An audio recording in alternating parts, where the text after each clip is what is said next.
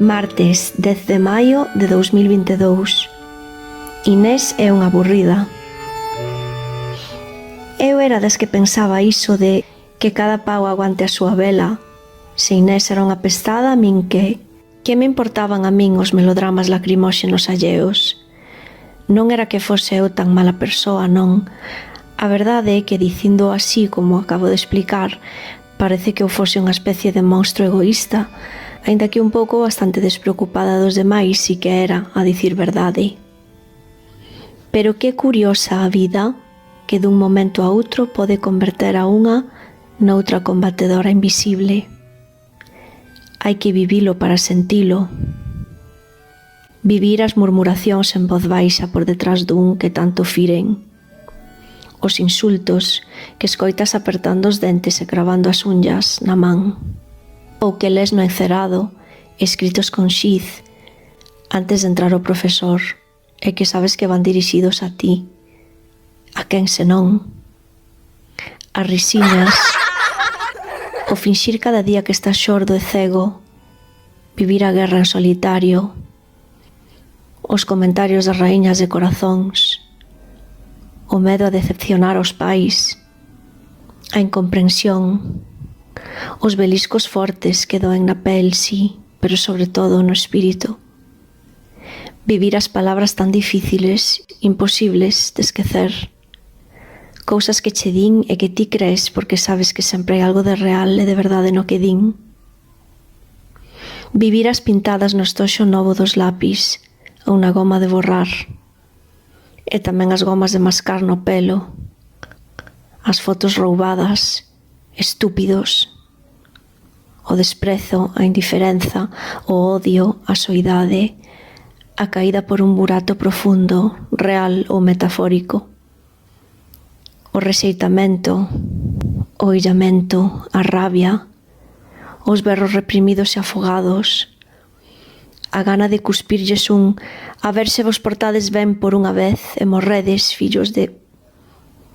A impotencia, os bicos con lingua por obrigación, bicos de toxo, o noxo, as falsas acusacións que os profesores creen, as burlas para intentar ridiculizar, a exclusión, porque ninguén te invita xa ás festas de aniversario, ou as quedadas con amigos.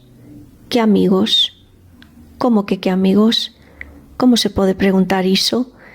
En que cabeza cabe? Si, home, eses amigos que non ven, nin oen, nin saben nada, que fan como que non existes. A coacción, a manipulación a través das redes sociais, a ameaza, os castigos, o medo, os desexos de ser ignorado para non ser insultado, os desexos de que chegue a noite, as noites sen dormir e dando plans de liberación, ou eles ou eu, o longo camiño escuro, o camiñar coa cabeza agacha, ninguén que che diga non te preocupes, sempre podes sentar ao meu lado. Os sufrimentos en que ninguén o vexa ou queira ver, a dor, o noxo dun mesmo, o lavar os dentes e secar o pelo ás escuras para non ter que ver unha imaxe que detesta, que aborrece, que odia cada día con máis forza, a imaxe de si mesmo no espello. Vivir ou quedar dormido chorando polas noites, enchendo a saba ou a manga do pixama de mocos. Vivir a ansiedade e a depresión.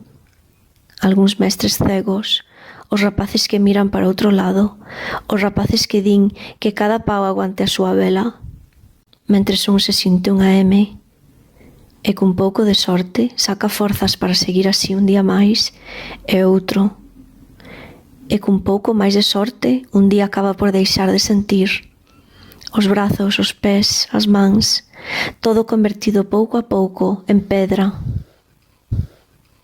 Ao tempo que vai vendo, pouco a pouco tamén, anaquiños dun que desaparecen. Sinte que xa non é humano e non ten nada dentro de si que ría, nin que chore.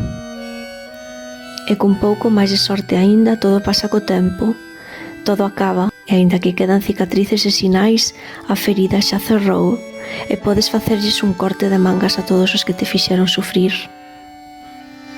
Mais, sen esa sorte, chega un día no que a cabeza se enche de ideas moi negras e un pode sentir que non vale nada, ou menos que nada aínda, e que xa non ten sentido vivir, nin ten dereito á vida. Haino que vivir para sentilo,